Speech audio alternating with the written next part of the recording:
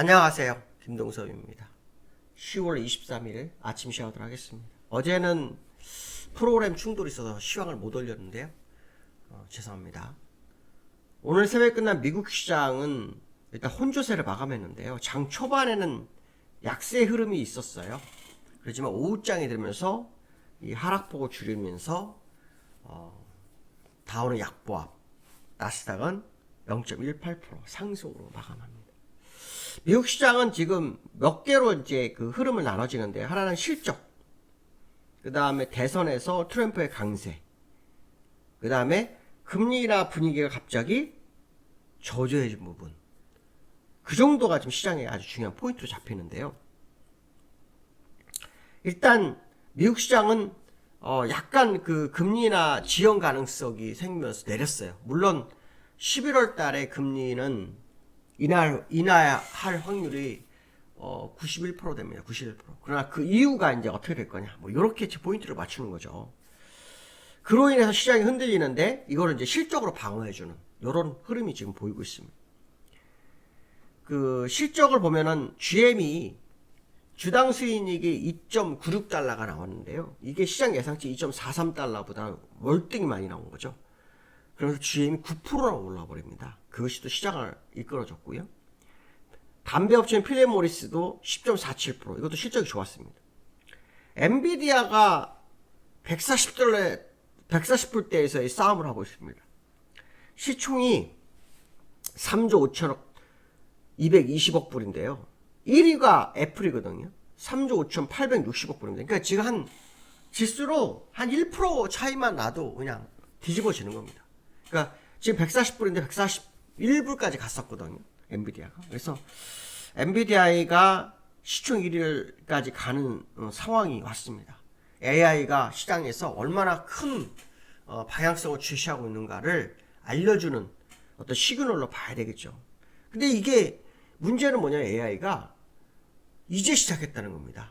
작년 12월. 이제 만 1년 됐습니다. 만 1년.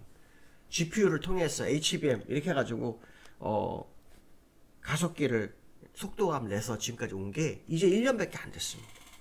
그러니까 엔비디아는 향후 주가가 더 올라갈 소지가 상당히 있지 않을까, 그런 해석도 해볼 수 있겠죠. 물론 기술적으로는 쌍봉의 의미가 좀 있어서 싸움을 하는 그런 모습이 있긴 하지만, 어떤 산업적인 부분에 있어서만큼은 이제 출발이 아니냐, 뭐 그런 해석도 할 수 있겠죠.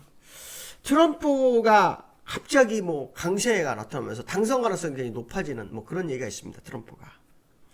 그러면서 트럼프가 당선되면 관세에 대한 부분이 또 높아질 거다, 뭐 이런 부담감이 형성되고요. 그게 신흥국들의 환율을 또 끌어올리고 있는 상태고요. 또 10년물 국채금리가 4.2%를 돌파를 했습니다.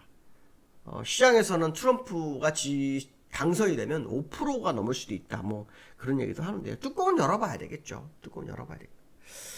전 세계적으로 지정학적 리스크가 좀 강화되는 모습이 있습니다. 중동은 약간 좀 저조했지만 우크라이나 쪽에서는 좀 강화되고 있는 모습이 있죠. 북한이 12,000명 특수부대를 파병했다, 뭐 그러면서 그 우크라이나 대통령 젤렌스키가 막 그런 내용을 보내잖아요. 근데 또 문제가 뭐냐면, 유럽에서도 이때까지 무기만 지원했는데 군사를 파병해야 되지 않느냐, 뭐 이런 얘기가 지금 뉴스가 있더라고요. 혹시 이게 3차 대전의 전운인가, 뭐 그런 생각도 잠깐 들긴 하는데요. 물론 뭐 그렇지 않겠죠. 왜냐면 지금 핵무기가 있어서 사고 나면 다 죽는 거지 않습니까? 인류가 멸망할 수 있기 때문에 그러진 않겠죠. 하지만 어쨌든 확전되는 거는 좋은 게 아니죠. 무기로만 해서 재래식 무기로만 싸우는 거는 그냥 다 지켜볼 수 있는데, 타국의 군인이 들어가는 거는, 그러니까 러시아가 군대가 지금 완전히 엉망진창이 돼 있죠. 무기만 있지 군대가 완전 오합지졸로 되다 보니까 북한과처럼 군대 양성화되는 이런 곳을 데려가는 것 같죠. 어쨌든 그 부분이 또 커지는데, 트럼프가 또 돼버리면, 트럼프는 또 어떤 상황이 뭐냐면, 주둔비를 알아라, 우리가 왜 지켜야 되냐, 이런 식이 돼버리게 되면 전 세계가 혼란을 빠질 수 있다는 거죠. 이런 것도 좀 문제가 될 수 있는데, 어쨌든 11월 5일날 대선 후의 모습이 정말 중요하지 않을까, 뭐 그런 해석도 해볼 수 있을 것 같습니다. 얼마 전에 뭐 이스라엘의 총리 네타냐후 뭐 자택 공격이 있었죠. 그로 인해서 유가가 이틀 연속으로 오르는 게 또 시장의 화두가 되고 있습니다. 그래서 이런 부분들이 시장에 아주 중요한 이슈가 되고 있다. 이렇게 봐야 되겠죠. 나스닥과 다우를 보시면 다우는 오늘 차트 보시면요 0.25% 올랐었고요 0.5% 빠졌었습니다. 근데 그거를 약보합으로 마감한 거죠. 나스닥은 0.68% 빠졌다가 0.44%까지 갔었던 상황이었습니다. 굉장히 강한 흐름이 좀 보이고 있죠. 국제유가는 어제 제가 방송을 못드렸지만 이틀 연속으로 올랐습니다. 국제유가는 이틀 연속으로 어저께가 1.9% 올랐었고요. 오늘 2% 올랐습니다. 하지만 중요한 것은 뭐냐면 인플레이션 그 상단선 돌파되면 인플레이션이 생길 수 있다. 뭐 이런 느낌을 주는 자리를 넘어가지는 못한다. 뭐 이렇게 해석도 되는 상황이고요.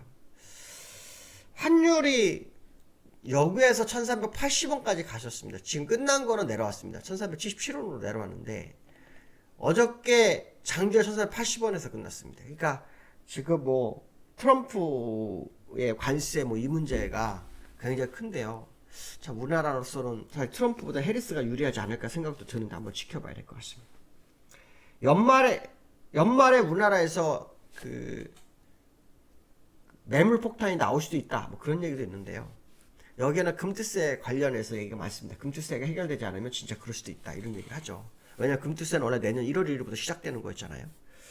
근데 어쨌든 우리나라가 굉장히 사면초가에 놓여있는 상태인데요. 거기서 삼성전자가 또 문제가 되고 있습니다. 삼성전자 외국인이 무려 30일 연속 순매도를 합니다. 52조 신저가가 됐는데요. 진짜 이격적으로 하락이 굉장히 어려운 자리거든요. 근데 이거를 옆으로 기면서 내려오고 있습니다. 야, 이게 참 굉장히 힘든 거죠. 그럼 이렇게 됐을 때 문제가 되는 것 중에 하나는 뭐냐면 지금 그 오너일가가 상속세를 내고 있지 않습니까? 이 상속세가 낼 때 주식담보대출을 내는 게 있다고 하네요. 담보. 그럼 담보 비율이 떨어질 수가 있죠. 이렇게 되면 이게 또 문제가 된다고 합니다. 그러니까 지금 삼성전자가 더 내려가서는 안 된다라는 것을 우회적으로 표시한 게 아니냐. 뭐 그런 해석도 되고 있고요. 삼성전자가 이렇게 하락하는 이유는 HBM이 후발주자라는 겁니다. 그러니까 선점한 하이닉스가 꽉 쥐고 있는 상태에서 HBM 따라가지 못하고 있는 거죠. 특히 엔비디아가 왜 삼성전자 죽이기를 하는 건지 의도적으로 그런 건지 모르겠지만 진짜 실적이 그 뭐랄까요 제품에 하자가 있어서 그런지 모르겠지만 인정을 안 해주고 있습니다. 인정을. 야, 이것도 웃긴 겁니다. 제가 볼 때는 대만이 HBM과 동맹을 맺은 상태이기 때문에 삼성전자가 뒤처지기를 바라는 엔비디아의 행보가 아닐까 생각도 드는데요. 어쨌든 HBM 후발주자라는 것이 지금 문제가 인식이 좀 아주 큰 상태고요. 그 다음에 이걸 따라가다 보니까 또 TSMC가 엮이는 게 하나 있습니다. 파운드리. 이거마저도 지금 그 TSMC한테 밀리는 그런 상황이 놓여있다 하는 거죠. 이런 것 때문에 지금 문제가 되고 있다는 거죠. 삼성전자가 저는 기술적으로 사실 여기가 빠지는 건 말이 안 된다고 보는데요. 이게 지금 이렇게 빠지는 게 이게 하락의 경우는 현재 상태를 보는 거잖아요. 근데 이게 옆으로 기면 하락이 조금씩 생기는 거거든요. 그걸 노리나 싶기도 하는데 그건 좀 아니지 않을까 싶습니다. 뭐 시장에서는 45,000원 나오는데 일목기념표상으로는 주봉 45,000원이 나올 수도 있습니다. 하지만 그건 절대 아니라고 저는 보거든요. 저는 사실 10월 20일 이후로는 우리나라가 가야 한다고 판단하는데 지금 거꾸로 내려오고 있는데요. 그것도 또 다른 나라 같이 내려오면 제가 이해하겠는데 우리만은 내려오니까 그것도 좀 당황스럽긴 합니다. 뭐 지켜봐야 될 것 같고요. 그나마 우리나라 지금 그 경사가 있죠. 현대차가 인도 법인이 상장을 합니다. 그래서 시총 26조 원인데 지난번에 일부 반영이 됐는데요. 이제 상장이 됐으니까 그게 이제 오늘 우리나라 시장에 영향을 미치는지도 좀 확인해 볼 필요성이 있겠죠.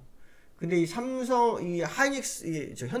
현대차가 그 수급을 논리를 보면은 현대차가 어제 요 근래 외국인 좀 팔았네요. 그러니까 일부 반영했다 생각하는 것 같습니다. 근데 기관은 또 그렇지 않거든요. 개인은 사고요. 그래서 오늘 현대차가 삼성전자를 대신해서 어떤 시장의 방어제 역할을 하는지 아니면 삼성전자가 다시 움직일 건지 한번 지켜봐야 될 것 같습니다. 오늘 여기까지 하겠습니다. 감사합니다.